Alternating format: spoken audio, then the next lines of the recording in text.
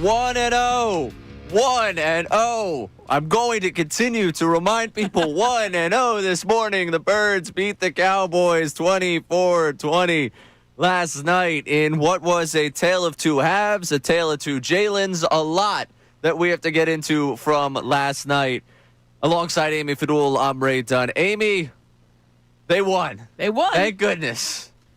One of my favorite coaches of all time once told me there's no room for comments in the win-loss section. But there's room for comments over the next 4 hours. But there are really room if you write really small, which I do. So I always make a little extra notes in those wins and losses. Oh, man. It's a win, but it wasn't pretty. It was that was one of the weirder games I've ever seen.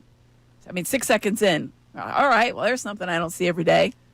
Well, that's it. I did pregame here. I didn't even get to where I was going before Jalen Carter was just out of the game. I just sat down. I rushed out after doing Phillies postgame. I beat most of the traffic, got home. It was good times, settled in, got the snacks out, and I was like, what?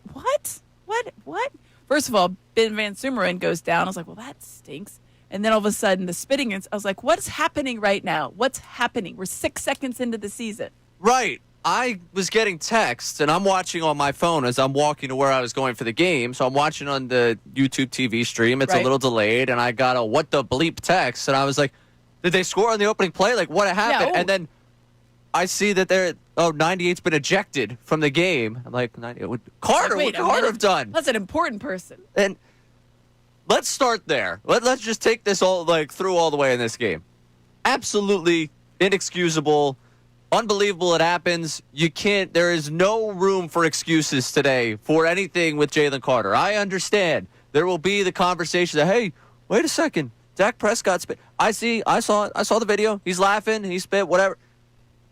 Whether you believe Dak Prescott had intention in baiting him, whether or not you believe Dak Prescott was actually trying to do something towards Jalen Carter in that moment, every single time there is an unsportsmanlike in the NFL, we hear the cliche that every color commentator will drop in there with, well, it's always the second guy. It's the one that reacts that gets penalized. Well, guess who reacted last night? Jalen Carter. Right in front of a ref. Literally. The guy was right there. The referee was almost touching him. He was that close.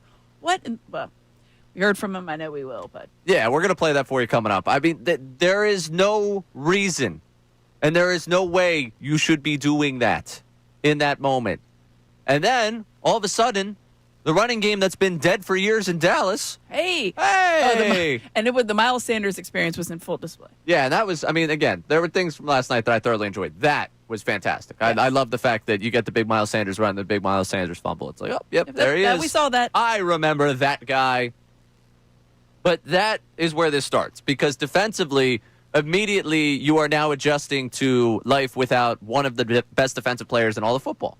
And that's an issue for you. That's not just an issue in the running game. It's also an issue for these corners that internal pressure, getting pressure right up the middle there, is something that can throw an offense off its rhythm. And, Lord, did it look like they needed to throw Dak Prescott and his receivers off their rhythm through that entire first half, because they couldn't. They could not stop them, which leads you to the other problem that we've talked about all offseason, which is the secondary, which is looking at that second cornerback spot.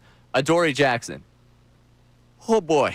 I think he said he would give himself a C. I think I read that this morning. Ooh, I would. That is a passing grade. Yeah. He did not have a passing grade. No. I mean, he might have been able to get himself on a curve in the second half to maybe stay within a D range, but that was a disgusting first half. And that was brutal to watch from that side of things. Defensively, they had no answers to get going. That also just undisciplined. I mean, I didn't agree with the taunting call. I feel like the no fun league returned there, but that was emblematic of a number of penalties across the board for that defense. Was it 93 yards and penalties in the first half? Yeah, it was ugly. I got the game book right in front of me. I'll double check you on that one, but it's a lot. It was a lot. There was at one point I was thinking we're going to have as many touchdowns as we are, because they were rolling. It was like touchdown, touchdown, touchdown. I was like, well, the Flags have outnumbered them, but not by much. Yeah. It was, again, I think a lot of, and I don't know personally any Cowboys, but I have people tangentially that I know, so they appear on my timeline. And they were very pleased with the way that the Cowboys perform, because people think they're going to be a 5-win team or whatever. I have to couch that with, yes, the Cowboys didn't look awful. The Eagles looked rusty, undisciplined. But also you have to remember that the Eagles were missing Jalen Carter the entire game. So anything that you saw from the Dallas offense, to me, is skewed. Yes. They didn't look awful. I didn't think they were going to look awful. I don't think anybody thought it was going to be a shutout. I think we all said, 24-17, 27-17, in that range. They were able to move the ball with, again, the secondary that you have. Like, that to me was a big, And why wouldn't you? Regardless of who was out there on the interior of the defensive line, Adoree Jackson was getting beat. Because they kept targeting, they targeted him, but they put CeeDee Lamb on that side. And I thought, well, at some point, don't you just have to switch that up? I get that George Pickens is your go route guy, right? He's the deep ball threat. He is a tremendous athlete. But if I had to choose who I would stick my best guy on, I'm going to pick Quinyon Mitchell on CeeDee Lamb. And that's something we had talked about in the offseason about, are they going to have him follow?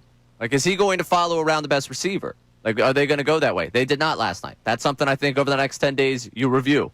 You have to look at and say, okay, we know what he is. If he's going to be the other corner opposite of Quinyon Mitchell, then we got to start questioning whether or not Quinyon Mitchell should be the one following around CeeDee. Well, and it was interesting because we heard from Vic Fangio, and he said he was going to give Adoree Jackson a long leash. Mm-hmm. And then when you're watching this game, you're like, well, how long is that? Is it 100 yards? Right. How long is the leash? Because you need to be able to see the dog that you're walking if you're on a leash at all. I don't know. He was running free out there.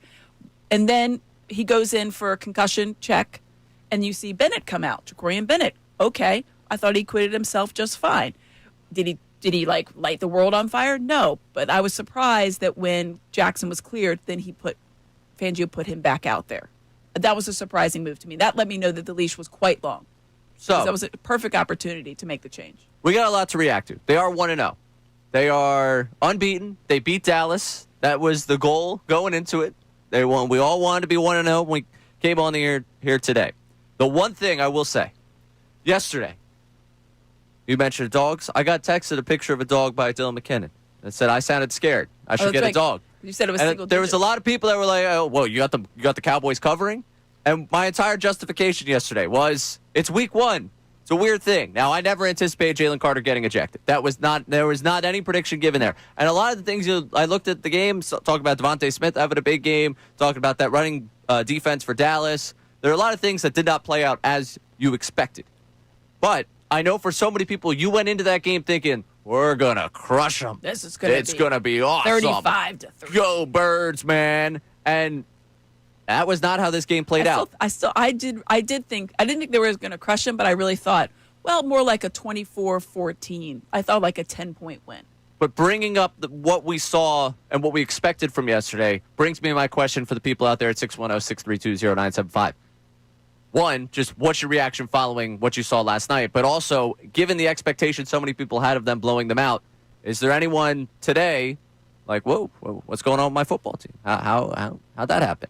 Because I think that happened exactly as one could expect. That was week 1 football. Mm-hmm. There was the sloppiness of week 1 football. Again, Jalen Carter, that's different. That's not week 1 football. That's just dumb. That's plain stupid. You can't do that. But for a large part of it, the inconsistency you saw defensively and then offensively in the second half, I think a lot of that comes back to week 1 football. Yeah. That's why I was expecting a closer game. I'm curious, for those of you that expected the blowout, how you're feeling today at 610-632-0975, and also just your general takeaways. Because coming up, we will play for you what Jalen Carter had to say. You just got to be better, man. You just got to be better. I understand there was a second spitter. I got you. But you just got to be better there. Alongside Amy Fadul, I'm Ray Dunn, taking you through middays here on 97.5 The Fanatic. Hey, it's Ray Dunn from the Midday Show. Thank you so much for watching our content. If you want more videos, you can click right here. Or how about you subscribe right here so you stay in the know on all that's coming from 97.5 The Fanatic.